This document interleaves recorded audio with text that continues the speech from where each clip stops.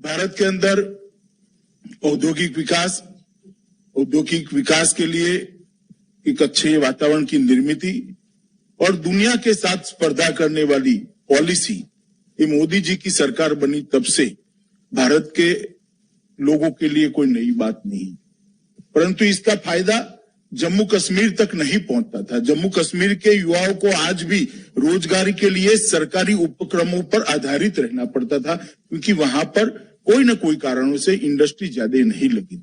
सबसे बड़ी इसमें अगर कोई हर्डल था तो धारा 370 और 35A था।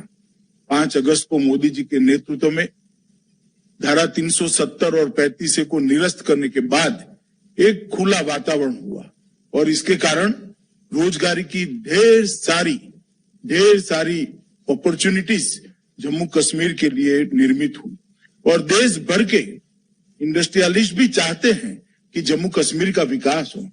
जम्मू कश्मीर के अंदर इन्वेस्ट कर वो अपना तो फायदा करेंगे ही, परंतु जम्मू कश्मीर के विकास के अंदर योगदान भी देना चाहते हैं और वो सबके लिए एक ऐसी नीति चाहिए थी जो उनको स्पर्धा के अंदर टिकाए रखे। हम सब जानते हैं कि दूर दराज क्षेत्र है, ट्रांसपोर्टेशन की कॉस्ट बढ़ती है, नई एक वातावरण के अंदर काम करना है।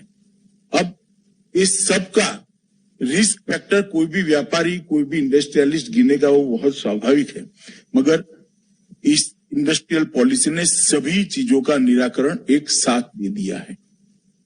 जीएसटी में 300% तक का रिफंड, प्लांट एंड मशीनरी के इन्वेस्टमेंट का 300% रिफंड और 10 साल की अवधि तक।